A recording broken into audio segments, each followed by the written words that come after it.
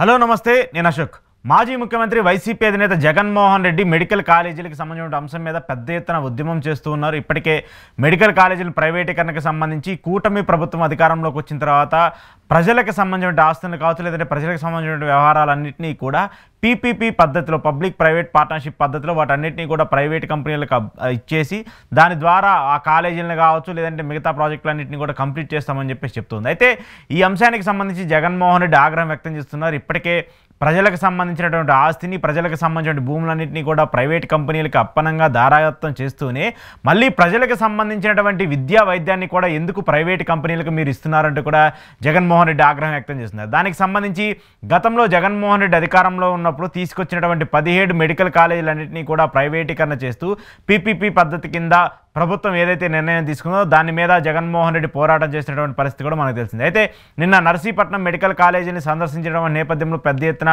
వివాదాలకు కూడా దారితీస్తుంది. ఒక పక్క కూటమికి సంబంధించి కూటమి తీసుకున్నటువంటి నిర్ణయాన్ని సవాల్ చేస్తూ ఎవరైతే వ్యక్తులందరూ కూడా చేస్తూ మాట్లాడుతూ వచ్చారు. దానన్నిటికీ కూడా జగన్మోహన్ రెడ్డి నర్సీపట్నం మెడికల్ కాలేజ్ దగ్గరికి వెళ్ళి తాన హయాంలో తను కట్టించినటువంటి మెడికల్ కాలేజీలన్నింటినీ కూడా ప్రజలకు చూపించే ప్రయత్నం చేస్తున్నారు. దీనికి సంబంధించి కూడా వైసీపీ ఇప్పటికే ఒక కార్యాచరణ అయితే సిద్ధం చేసుకుంటూ వచ్చింది. సంతకాల సేకరించి 1 కోటి సంతకాలతో గవర్నర్కి కూడా ఆ సంతకాలన్నింటినీ కూడా ఇవ్వాలని చెప్పేసి వైసీపీ నిర్ణయించుకుంటూ వచ్చింది. దీనికి సంబంధించి అన్ని నియోజకవర్గాల్లో కూడా అన్ని నియోజకవర్గాలకు సంబంధించిన ఇన్ఛార్జీలు కూడా బాధ్యతలు ఇస్తూ ప్రతి నియోజకవర్గాల నుంచి కూడా ప్రజల నుంచి ప్రైవేటీకరణకి వ్యతిరేకంగా అంటూ ప్రైవేటీకరణ చేయొద్దు అంటూ కూడా సంతకాలు సేకరించండి అంటూ కూడా ఆ నేతలకు కూడా చెప్తూ వచ్చింది జగన్మోహన్ రెడ్డి. సో ఇప్పుడు దీనికి సంబంధించి కూడా వైసీపీ నేతలందరూ కూడా సంతకాల సేకరణ పనిలో బిజీగా ఉన్నారు. అయితే జగన్మోహన్ రెడ్డి పర్యటనలకు సంబంధించి జగన్మోహన్ రెడ్డి పీపీపీ పద్ధతిలో ఏదైతే ప్రభుత్వం తీసుకున్న నిర్ణయం ఉందో దాని మీద తీవ్ర స్థాయిలో వ్యతిరేకిస్తూనే మరోపక్క విశాఖకు సంబంధించి విశాఖ స్టీల్ ప్లాంట్ ప్రైవేటీకరణ జరుగుతున్న అంశాన్ని కూడా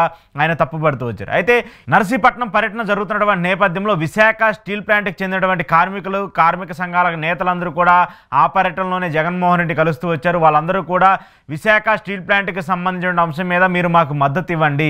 ఈ అంశానికి సంబంధించి గతంలో కూడా మీరు 5 ఏళ్ల పాటు అధికారంలో ఉన్నటువంటి నేపథ్యంలో విశాఖ స్టీల్ ప్లాంట్ని ప్రైవేటీకరణ కానివ్వకుండా మీరు అడ్డుకుంటూ వచ్చారు. ఇప్పుడు మీరు ప్రతిపక్షంలో ఉన్నప్పటికీ కూడా మీకు తగినంత ఓట్ బ్యాంక్ ఉంది, మీకు ఎంతో కొంతమంది ఎంపీల బలం ఉంది కాబట్టి మీ మద్దతు ఇస్తే విశాఖ స్టీల్ ప్లాంట్ ప్రైవేటీకరణ కానివ్వకుండా మీరు చేయొచ్చు అంటూ కూడా వాళ్ళందరూ కూడా జగన్మోహన్ రెడ్డిని అభ్యర్థించేటువంటి నేపథ్యంలో జగన్మోహన్ రెడ్డి స్టీల్ ప్లాంట్ ప్రైవేటీకరణ అంశం మీద ఉందో దానికి వ్యతిరేకంగా నేను పనిచేస్తానంటూ కూడా ఆయన మాట్లాడుతూ వస్తున్నారు. ఎట్టి పరిస్థితుల్లో కూడా నేను విశాఖ స్టీల్ ప్లాంట్ని ప్రైవేటీకరణ కానివ్వనంటూ కూడా ఆయన మాట్లాడుతూ వస్తారు. అవసరమైతే కేంద్ర పెద్దలతో మాట్లాడి ఉక్కు శాఖ మంత్రితో మాట్లాడి దీన్ని ప్రైవేటీకరణ కానివ్వకుండా జరిగేంత వరకు ఎలాంటి ప్రయత్నం అయితే నేను చేయాలో మా ఎంపీలు చేయాలో వాళ్ళందరూ కూడా మీకు కట్టుబడి ఉంటారు, మీకు అండగా ఉంటారంటూ కూడా నేను జగన్మోహన్ రెడ్డి విశాఖ స్టీల్ ప్లాంట్ కార్మికులకు అండగా నిలిచినటువంటి ప్రక్రియను కూడా మనం చూస్తూ వచ్చాం. ఒక పక్క ఆంధ్రప్రదేశ్ రాష్ట్రానికి సంబంధించి ఆంధ్రప్రదేశ్ రాష్ట్రము పీపీపీ పద్ధతిలో ప్రైవేటీకరణ చేసుకుంటూ వెళ్తున్నటువంటి అంశము, మరోపక్క కేంద్ర ప్రభుత్వం విశాఖ స్టీల్ ప్లాంట్ని ప్రైవేటీకరణ చేయాలని చెప్పేసి నిర్ణయాలు తీసుకుంటున్నప్పటికీ కూడా ఇటు కూటమికి సంబంధించి ఎలాంటి స్పందన రాకపోవటము, కూటమి ఎంపీలు కావచ్చు లేదంటే ప్రభుత్వానికి సంబంధించి దీన్ని ప్రైవేటీకరణ కాకుండా చేయడానికి జరిగేటువంటి చర్చలు కూడా ఎక్కడా కూడా కనిపించట్లేదు. సో ఇలాంటి నేపథ్యంలో ప్రతిపక్ష పార్టీగా ఉంటూ ప్రతిపక్ష నేతగా ఉంటూ జగన్మోహన్ రెడ్డి దానికి సంబంధించి ప్రజా సమస్యల మీద పూర్తి స్థాయిలో పోరాటం చేయాలని చెప్పేసి నిర్ణయించుకున్నారు. గతంలో కూడా రైతులకు సంబంధించిన అంశాల మీద పెద్ద ఎత్తున జగన్మోహన్ రెడ్డి పోరాటం చేస్తూ ఉన్నారు.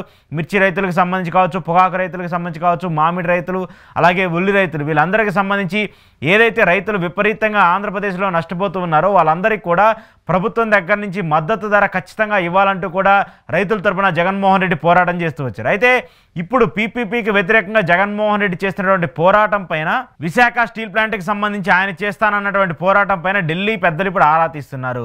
గత కొంతకాలంగా ఆంధ్రప్రదేశ్లో జరుగుతున్నటువంటి రాజకీయ అంశాలు ఏవైతే ఉన్నాయో ఆంధ్రప్రదేశ్లో ఇటు కూటమి ప్రభుత్వానికి మరోపక్క వైసీపీకి సంబంధించి జరుగుతున్నటువంటి రాజకీయ అంశాలు ఏవైతే వాటన్నిటిపైన కూడా ఢిల్లీ పెద్దలు ఆరా తీస్తున్నట్టుగా తెలుస్తుంది. జగన్మోహన్ రెడ్డికి సంబంధించి జగన్మోహన్ రెడ్డి ఓడిపోయిన తర్వాత 11 స్థానాలకు పరిమితం అయిపోయిన తర్వాత కూడా ఈ రేంజ్లో ఆయన సభలకు వస్తున్నటువంటి జనాలు కావచ్చు లేదంటే ఆయన ఏదన్నా ధర్నాకు పిలుపునిస్తే వచ్చేటువంటి కార్యకర్తలకు సంబంధించిన సంఖ్య కావచ్చు, ఆయన ఎక్కడికన్నా వెళ్తున్నప్పుడు ఆయనతో పాటు వెనకాల నడిచేటువంటి జనాలను కావచ్చు, వీటన్నిటినీ చూసిన తర్వాత ఆంధ్రప్రదేశ్లో అసలు ఏం జరుగుతుంది, ఒక ముఖ్యమంత్రి స్థాయిలో ఉన్నటువంటి వ్యక్తులకే రానటువంటి జనాలు ఒక ప్రతిపక్ష నేతగా ఉండి 11 స్థానాలకు పడిపోయినటువంటి ఒక వ్యక్తికి ఎందుకు వస్తున్నారు అనేటువంటి ఒక అంశాన్ని కూడా వాళ్ళు ఇప్పుడు చర్చిస్తున్నట్టు ఉంది. దాంతోపాటు ఏదైతే జగన్మోహన్ రెడ్డి ప్రజలకు సంబంధించిన హామీ ఇస్తూ వచ్చారో, విశాఖ స్టీల్ ప్లాంట్కి సంబంధించిన ఉద్యోగులకు సంబంధించిన హామీ ఇస్తూ వచ్చారో, అవసరమైతే నేను కేంద్ర పెద్దలతో మాట్లాడుతున్నానని చెప్పినటువంటి పరిస్థితి నేపథ్యంలో జగన్మోహన్ రెడ్డి లండన్ నుంచి వచ్చిన తర్వాత కేంద్ర పెద్దలతో భేటీ అయ్యే అవకాశం కూడా కనిపిస్తుంది.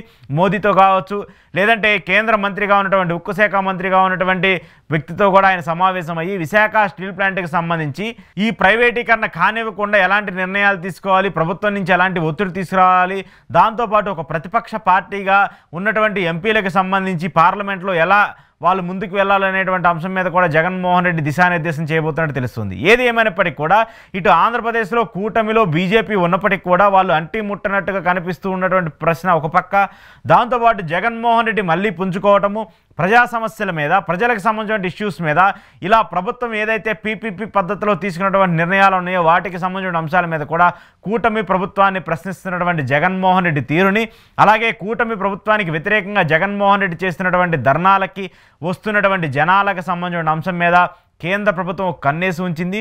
దాంతోపాటు జగన్మోహన్ రెడ్డితో ఇంకా కొలిజన్ కావచ్చు, ఆ లైజనింగ్ కావచ్చు కంప్లీట్గా మెయింటైన్ చేయాలని చెప్పేసి కూడా బీజేపీ అనుకుంటుంది. ఇప్పటికే జగన్మోహన్ రెడ్డికి సంబంధించి బీజేపీకి మధ్య కూడా మంచి సన్నిహిత సంబంధాలు ఉన్నాయి. బీజేపీ ఏ బిల్లును ప్రవేశపెట్టినా, అలాగే మొన్న జరిగినటువంటి ఉపరాష్ట్రపతి ఎన్నికల్లో బీజేపీకి వైసీపీ మద్దతు తెలిపిన ఇవన్నీ కూడా బీజేపీకి జగన్కి మధ్య సంబంధాలను కూడా బలోపేతం చేసే విధంగానే ఉన్నాయి. ఒక పక్క కూటమికి సంబంధించి చంద్రబాబు నాయుడు కూటమిలో ఉన్నప్పటికీ కూడా జగన్మోహన్ రెడ్డిని ఒక లాయల్ పార్ట్నర్గా ఎప్పటి నుంచో కూడా బీజేపీ పరిగణిస్తూ వస్తుంది. సో ఇలాంటి నేపథ్యంలో ఖచ్చితంగా ఆంధ్రప్రదేశ్లో ప్రతిపక్ష పార్టీగా ఉన్నటువంటి వైసీపీకి సంబంధించి వాళ్ళు చేస్తున్నటువంటి కార్యక్రమాలు, జగన్మోహన్ రెడ్డికి సంబంధించి ఆయన చేస్తున్నటువంటి రాజకీయ వ్యూహాలని ఎప్పటికప్పుడు కేంద్ర ప్రభుత్వము బీజేపీ పెద్దలు అబ్జర్వ్ చేస్తూనే ఉన్నారు. దాంతోపాటు ఆంధ్రప్రదేశ్లో ప్రతిపక్ష పార్టీ పరిస్థితి ఎలా ఉంది, దాని ఇంప్రూవ్మెంట్ ఏంటి, రాబోయే రోజుల్లో వైసీపీకి సంబంధించి బీజేపీకి సంబంధించి సన్నిహిత సంబంధాలని మెరుగుపరుచుకోవడమే విధంగా బీజేపీ కూడా ప్రయత్నాలు చేస్తున్నట్టు తెలుస్తుంది. జగన్మోహన్ రెడ్డి లండన్ నుంచి వచ్చిన తర్వాత కూడా బీజేపీ పెద్దలతో సమావేశం అవుతారు. బీజేపీ పెద్దలతో సమావేశమై ఆంధ్రప్రదేశ్ రాష్ట్రానికి సంబంధించిన ప్రయోజనాల మీద కూడా మాట్లాడతారు అనేటువంటి ఒక చర్చ ఏదైతే జరుగుతుందో అది ఆ తర్వాత బీజేపీ పెద్దలు జగన్మోహన్ రెడ్డికి అపాయింట్మెంట్ ఇస్తారా, ఇచ్చి ఆంధ్రప్రదేశ్లో సంబంధించిన పరిస్థితుల మీద మాట్లాడతారనేది మాత్రం చూడాల్సి ఉంది. ఏది ఏమైనప్పటికీ కూడా ఏపీలో జరుగుతున్నటువంటి రాజకీయ పరిణామాల మీద ఇటు ప్రతిపక్ష పార్టీలు అలాగే అధికారానికి సంబంధించిన పార్టీలు చేస్తున్నటువంటి వ్యూహాలపైన కూడా ప్రతిసారి కూడా బీజేపీ పెద్దలు ఒక కన్నేసే ఉంచుతూ ఉన్నారు. ఆంధ్రప్రదేశ్లో జరుగుతున్నటువంటి రాజకీయ అంశాలన్నింటినీ కూడా వాళ్ళు సునిశ్చితంగా పరిశీలిస్తూనే ఉన్నారు.